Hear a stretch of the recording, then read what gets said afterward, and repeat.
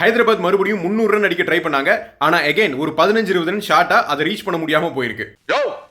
25 லட்சம் என்னன்னு தெரியுமாயா உனக்கு? அவன் 25,000 காட்டுனுக்கா ஆள் மாறாட்டம் பண்ணினுக்கிறான். ஐபிஎல்ல ஹையஸ்ட் ஸ்கோர் அப்படின்னு பார்த்தா எல்லா கணக்குமே பெரும்பாலும் ஹைதராபாத் பேர்ல தான் இருக்கு. இந்த மேட்ச்லயும் அவங்களால 300 டச் பண்ணி இருந்திருக்க முடியும். பட் 300 அடிக்கணும் அப்படின்னா ஒரு பேட்ஸ்மேன் 100 அப்படிங்கறத விட மத்த பேட்ஸ்மேன் எல்லாரும் சேர்ந்து ஒரு 20 பால் 50, 5 பால் 50 அந்த மாதிரி கலெக்டிவா அடிச்சாங்கன்னா கடைசியில பத்தாம போற அந்த ஒரு 20-30 ரன் வந்து கிடைக்கிறதுக்கான வாய்ப்பு இருக்கு. அதுவும் ஒரு நாள் நடக்க தான் போகுது. ஹைதராபாத்தும் கொல்கத்தாவும் தங்களோட லாஸ்ட் லீக் மேட்ச்ல டெல்லியில மோதினாங்க. இதுல டாஸ் வின் பண்ண ஹைதராபாத் ஃபர்ஸ்ட் பேட்டிங் சூஸ் பண்ணாங்க. வந்ததுல இருந்து ஒரு முடிவோட தான் இருந்தாங்க. Abhishek Sharma and Travis head ரெண்டு பேரும் பவர் பிளேல வழக்கம் போல பவுண்டரிஸ் அண்ட் சிக்ஸஸ் போட்டு தாக்கிட்டு இருந்தாங்க. 6வது ஓவர்லயே 80 ரன் ரீச் பண்ணாங்க.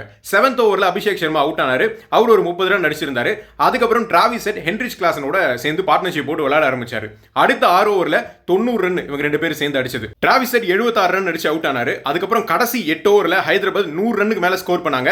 ஹென்ரிச் கிளாசன் அந்த அதிரடியை விடாம கடைசி வரைக்கும் கண்டினியூ பண்ணி 100 ரன் அடிச்சாரு. நாட் அவுட்டாவும் இருந்தாரு. முடிவில் ஹைதராபாத் 278 ரன் அடிச்சாங்க. 3 விக்கெட் இழப்புக்கு.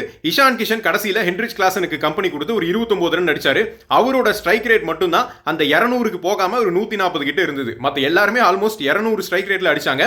ஹென்ரிச் கிளாசனை பொறுத்த வரைக்கும் ப்ரூட்டல் ஹிட்டிங் தான். அடிச்ச பால் எல்லாமே நல்ல கனெக்ட். மொத்தம் 7 6 8 4. கொல்கத்தாவோட பவுலிங்கை பொறுத்த வரைக்கும் வைபவ் அரோரா 10 எக்கானமிக்கு கொஞ்சம் கீழே ஒரு விக்கெட் எடுத்திருந்தாரு. சுனில் நரேன் ஜஸ்ட் அபவ் 10 எக்கானமில 2 விக்கெட்ஸ் எடுத்திருந்தாரு. மத்த பவுலர்ஸ் எல்லாத்துக்குமே வந்து தாறுமாறான அடிதான். ஆரம்பிக்கும் போதே ஒரு இமாலய டார்கெட்டை கண்ணு முன்னாடி பார்க்கும்போது 2 மைண்ட் செட் வரலாம். ஒன்னு வந்து சத்தியமா நம்மளால இதை அடிக்க முடியாது, எப்படியும் தோக்க தான் போறோம் அப்படிங்கிற ஒரு மைண்ட் செட். இன்னொரு மைண்ட் செட் சரி ஓகே நம்மளும் சுத்துற வரைக்கும் சுத்தலாம், அடிச்சு பார்க்கலாம், எவ்வளவு தூரம் போகுதுன்னு பார்க்கலாம் அப்படின்னு சொல்லிட்டு அந்த மைண்ட் செட். எனக்கு தெரிஞ்சு கொல்கத்தா உள்ள விளையாட வரும்போது செகண்ட் மைண்ட் செட்ல தான் இருந்திருப்பாங்க. ஃபர்ஸ்ட் மைண்ட் செட்டுக்கு போக போக ஷிஃப்ட் ஆயிட்டாங்க.